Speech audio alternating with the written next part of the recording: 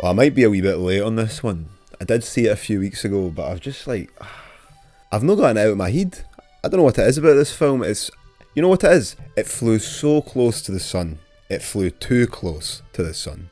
The first half hour to 40 minutes of this film is, in my opinion, the best superhero writing, acting, and stylisation to come out of Marvel since Raimi's Spider-Man trilogy, and I don't say that lightly. Now, if you've seen my previous insight on Eddington, I gave a wee brief explanation of my expectations going in and what other films and TV shows I was thinking of after I saw the trailer. When I heard about Fantastic Four First Steps, I only wanted one thing. I wanted Doctor Doom. Now, I may have been blinded by my undying love for lyrical genius MF Doom, I can admit that. But still, especially from what I saw in that trailer and the outside hype leading up to the film, that cartoony atmosphere and style, it was all in service of trying to bring back memories of... We shall now vote for a new world leader. I nominate Dr. Doom. All in favor, say aye. Aye! Oh no, this is impossible. Dr. Doom is master of the world. Now, I fell off superhero films a long time ago now. I know that's the most unoriginal thing ever to say, but genuinely, the last one I think I saw in the theatre was probably like... it was one of the Avengers or something. I think it was Endgame. Probably Endgame. Like many of my fellow film bros here on YouTube, I'll bite your ear off for hours on the majesty and brilliance of classic special effects, practical effects. You know the ones I'm talking about, these classic action and horror films that still, to this day, make you wince in awe. The Thing, Jaws, Total Recall, for fuck's sake. They're all amazing. Not to say that computer animation is always inferior, like, I remember being a wee lad and having my mind blown by computer animation early doors. I was about 6 when I first watched Pirates of the Caribbean. Now, I know what you're going to say once you hear that. Oh, Jake, I know what's coming here. You're going to talk for like 10 minutes about Davy Jones and how class he is and that. I've heard that all before, mate. Well, shut your puss, because that's not what I'm on about here. My favourite, like, 10 seconds of computer animation, right? Play it. I feel nothing. Not the wind on my face, nor the spray of the sea, nor the warmth of a woman's flesh.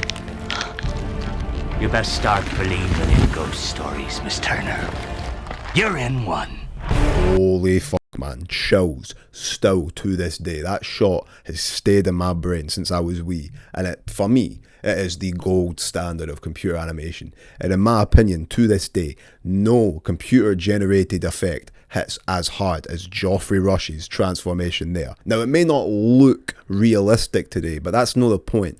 The point is atmosphere. The point is style and substance. What I'm trying to fucking say is that CGI is only as good as the writing, the acting, the lighting, and all the other elements around it. Just because it looks real, it's no substitute for all that stuff. Bringing this back to Marvel, that's like my biggest issue. Every film strives to be more realistic or have better explosion effects or bigger destruction of fucking New York City, and I'm like, didn't you put out the fucking Spider-Verse animated films? All this to say, I think the movie-going public has moved on from demanding realism and instead now want stylisation, and all I can say is, it's about fucking time. Look at this design in Fantastic Four. Take one look at this and tell me this isn't a clear sign of Marvel trying to catch up with this new wave in animation and audience demands.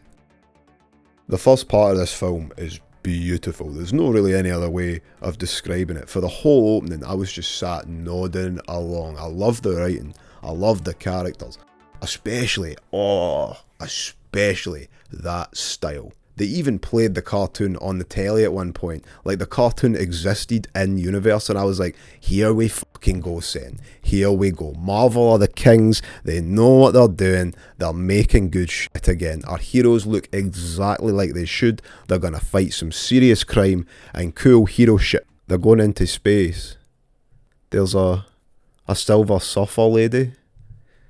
They're back in Guardians of the Galaxy Zone. Oh my god, it's a big huge lad there. Yep. Yeah, they're destroying New York City again, aren't they? Yeah, they're destroying New York. Now, I decided to do a bit of research behind the scenes on this one because I was pretty sure this film would be another case of like what happened to Edgar Wright and Ant-Man. Like, they had a good director for half a production, then he walked or something, and they just reverted back to what they do best. But I couldn't really find much, quite honestly. It seems that there never really was a director for this film until about September of 2022, after the film was announced in 2019. They wanted the lad who did all those Tom Holland Spider-Man films, but he didn't want to do it because he was apparently already burnt out with superhero movies. Aye, burnt out with shite superheroes more like. So they got this lad called Matt Shakman, and he did a couple of episodes of Game of Thrones and WandaVision before. Not a terrible track record. It's pretty hard to call what, if anything, went wrong behind the scenes here. I felt like I was watching something new at the start, something different. We had better dialogue and performances all round on this one, and yet they had to go into space and fight a big, all-powerful, big, evil man that wants to destroy the Earth. Now here you're all asking, Jake, isn't that how all superhero films end, with some big, massive, intergalactic entity that can apparently destroy the entire planet in seconds, yet always chooses to land in New York City and get smashed to pieces? And to that I say, no. Think back to a time before the Avengers. What happened to the hero and villain having a bloody, dusty punch-up in a warehouse at the end, eh? Even in shit films, they still have this catharsis and personal action rather than this impersonal, epic style big boom mode that we always get at the end of every Marvel film now. Now you're going to say Disney, and you're probably right about that, but we're talking about Fantastic Four right now, and I'm not going to copy Mr. Plinkett entirely and go off about the whole fucking industry here. In this film, it's all down to one problem as far as I can tell. Bad villains. All right, I can see that I will have to teach you how to be villains. Now you've probably heard all sorts of video essays and that, talking about the importance of the hero-villain mirror, two sides of the same coin, we're not so different, you and I. As much as it's a wanky YouTube film bro thing, it is actually quite important, especially when you're trying to write a good superhero script. The dichotomy and parallels between a hero and villain can make or break a superhero story. Now, I've already said that our heroes look incredible in costume. Yeah, the thing is all CGI, but like, he's a hard one to get right. I can excuse that. And I don't think he looks bad at all. But like, they have style, right? I could blur them all out, shadow them all about, swap them all around, and you'd still be able to tell me which one's which. Class, character design. Which one of these is this movie's Silver Surfer? If you guessed this one, no, that's Cortana from Halo. Here she is. What I'm trying to say is these villains are generic, they're boilerplate. Galactus has slightly better visual design. I like how they didn't just make him a weird ball of gas like he was way back when. He's comic accurate, I suppose, but that means fuck all to me personally. This character is just Thanos, but with no edge or decent dialogue. He's literally just a giant purple people. That is hard as fuck to say in Scottish. I need some help. He was a one-eyed, one-horned, flying purple people eater. One-eyed, one-horned, flying purple people eater, one-eyed. So what do you do when you've got such shit villains?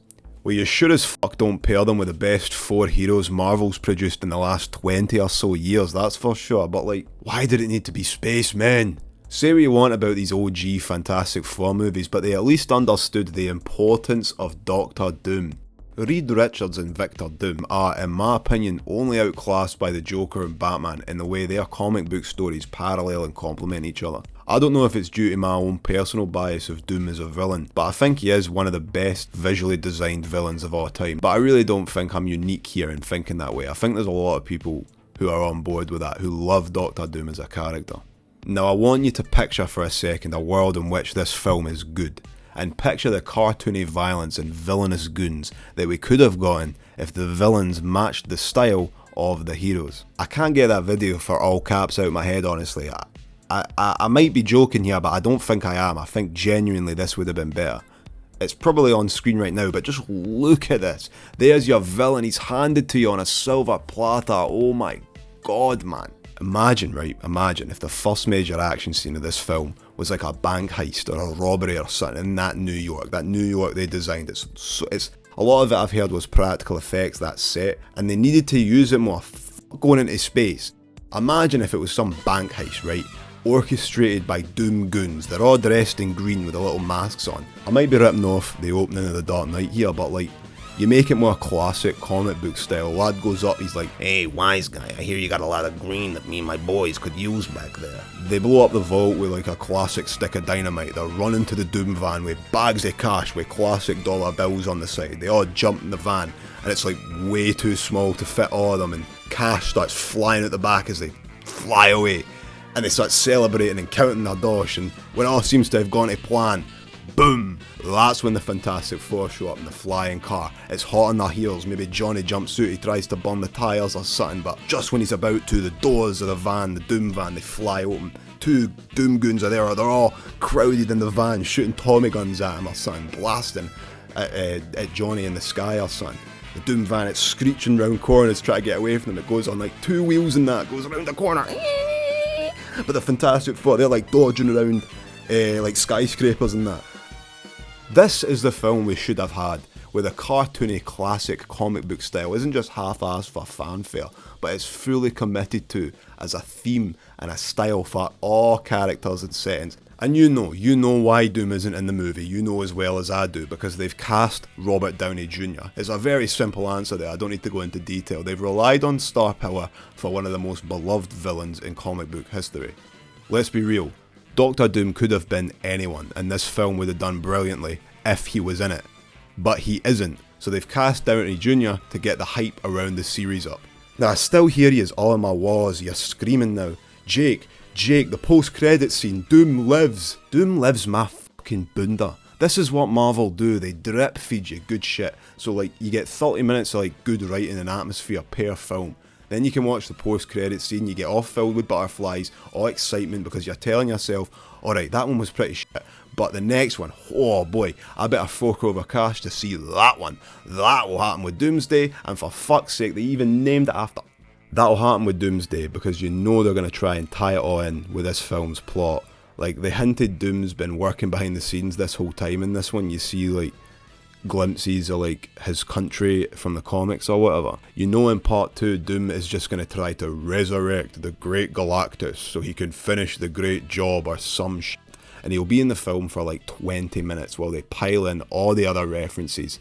They might even put Spider-Man in, and Doomsday will end and you'll see the post-credit scene and you'll want to see Fantastic Four next time in fucking Rhymes Like Dimes, or the time after that in fucking Vomit Spit, or the time after that in Meat Grinder. You'll get 30 minutes of a good story spread across 5 movies instead of just having one good film, and in the end, maybe your hunger will be satiated. Just maybe. I really wanted to love this one, but I just didn't. Thanks very much again for watching my insight. As per, please leave any feedback or opinions down below. I always want to hear what folk are thinking about the films I talk about. I'll see you in the next one. Cheers.